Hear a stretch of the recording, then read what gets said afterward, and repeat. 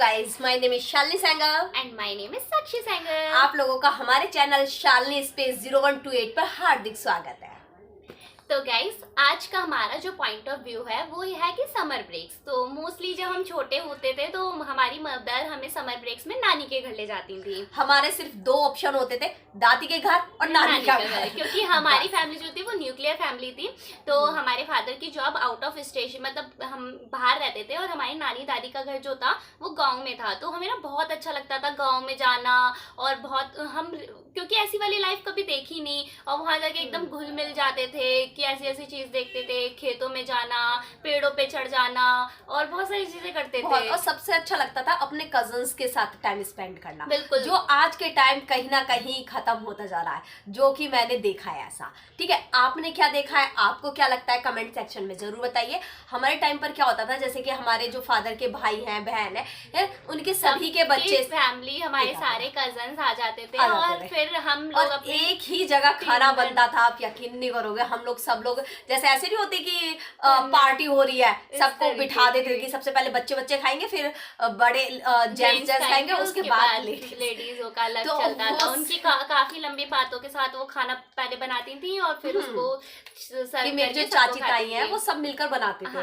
फिर उनकी बहुत सारी बातें होती थी, तो हम लोग कहते थे हमारे साथ खा लो, तो हमारी चाची ताई मना कर देती थी, नहीं नहीं तुम खाओ, खेलो और सो जाओ। हम लोग अपना उनकी एक डेढ़ बजे तक बातें होती थी, और उसके बाद हम अपनी यही किस्से कहानियां, मेरी नानी के घर होता था कि वहां पर हमारी मामी थी, मौसी के बच्चे, उनके बच्चे, मामा के बच्चे, बहुत सारी चीजें, हम फिर बहुत मजे आते थे खेलने में।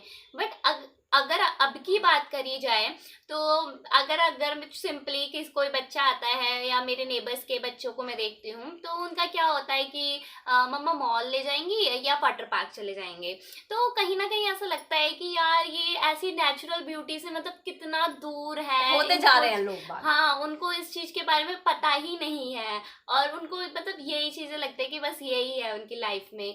तो मेरा पॉइंट ऑफ व्यू ये है कि पेरेंट्स को बच्चों को मतलब रिलेट कराने के लिए, अब जैसे मुझे पता है गांव खत्म होते जा रहे हैं, बट जो नेचुरल की ब्यूटी, टेम्पल्स में ले जाना या फिर अभी कहीं भी वैष्णो देवी ले जाएं या कुछ भी चीज, समर ब्रेक्स को ऐसा ना लगे कि बोरिंग टाइप का, कि हमारी मम्मी तो कहीं नहीं ले जाती समर ब्रेक्स में, बस सोना खाना पीना, बस उनका जस्ट लाइक कि बस ऐसा चल रहा है। समर ब्रेक्स को थोड़ा सा स्पेशल बनाए, उनको कहीं ऐसी जगह लेके जाए जिससे बच्चे भी खुश हो जाए, उनका माइंड से बोलते ना कि ब्रेक के बाद गया है तो एकदम माइंड फ्रेश हो गया होगा, तो वो वाला माइंड जरूर फ्रेश करवाना है आप लोगों को। एक चीज और कहना चाहूंगी कि आजकल के जो दौरानी जेठानी है या सिस्टर्स भी कह सकते हैं, उनके जो बच्चे हैं ना, वो कंपैरिजन करना चालू कर देती हैं, जो पहले के टाइम पर नहीं था। हम लोग जा रहे हैं, हमारी चाची ताई या हमारी खुद की मम्मी किसी ने रेडी कर दिया, किसी ने कुछ कर दिया, तो ऐसा नहीं होता कि एक का काम ये होता था कि सबको बच्चों को रेडी करने का, एक का काम है कि चलो मैं खाना बना रही हूँ, वो सर्व करके ला रही है दूसरी, मतलब ये सब चीजें होती थी। और अब ये है कि मेरे बच्चों को मैं ये करा दूं, वो करा दूं, ये करा दूं, उस चक्कर में ना बच्चा कुछ कर पाता, हर चीज में वो फिर पीछे ही रह जाता है। मेरा पॉइंट ऑफ व्यू है ये।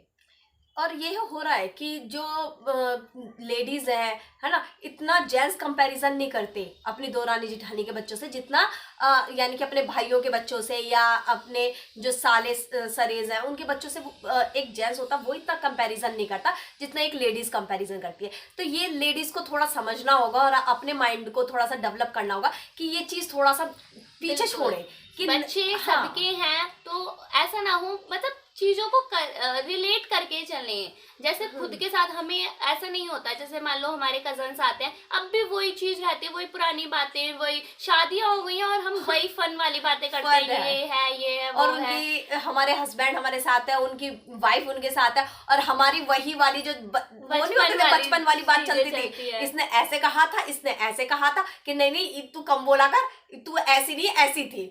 तो मतलब वो चीज रिलेट कर पाते हैं। और हमारे पास काफी सारे टॉपिक्स भी होते हैं जो अब मुझे लगता है बच्चे क्या टॉपिक्स होते हैं उनके, वो वाले या तो उनके आजकल फ्री फायर चल गए हैं, और या फिर कोई जो सेलिब्रिटी को फॉलो करते हैं उनके बारे में कि वो ये है, उसने वो वहाँ पे ये वाला वो चल रहा है, ट्रेंडिंग को फॉलो करना, ये करना, बस ये चीज ही है।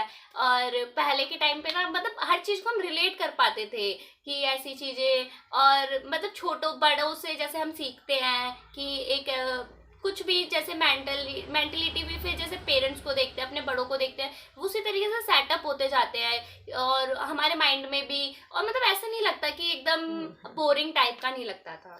और हमारी चाची ताई बैठी होती है ना, वो हमारे बचपन के किस्से बता रही होती हैं, तो आप समझ सकते हो ना कि हमारी मम्मी पापा से ज्यादा हमारी चाची ताई को हमारे किस्से पता किससे हैं। बताए, तो बिल्कुल। वो चीज कहीं ना कहीं खत्म होती जा रही है। तो मेरी आप लोगों से गुजारिश है कि उस चीज को खत्म ना होने दे है, अपने बच्चों को अपने जो कजन्स हैं उनसे घुल मिलकर रहना सिखाएं, उनके साथ मस्ती करना सिखाएं, और जो एक कंपैरिजन है वो प्लीज स्कूल तक ही बिल्कुल। रहने दे, अपनी हाँ, फैमिली में वो बस, कंपैरिजन ना हाँ, वो लेकर आए। मोटिवेशन के लिए करना जरूरी भी है कि वो बच्चा तुमसे वो कर रहा है कि बच्चा थोड़ा सा मोटिवेट हो जाए। ये नहीं कि उसको डिप्रेशन में डाल दें कि नहीं, समर ब्रेक्स में भी उसको फुल्ली कि अब तो समर ब्रेक होगा 4 ट्यूशन या 5 ट्यूशन लगा दो कि ये भी कर, ये भी कर, ये भी कर।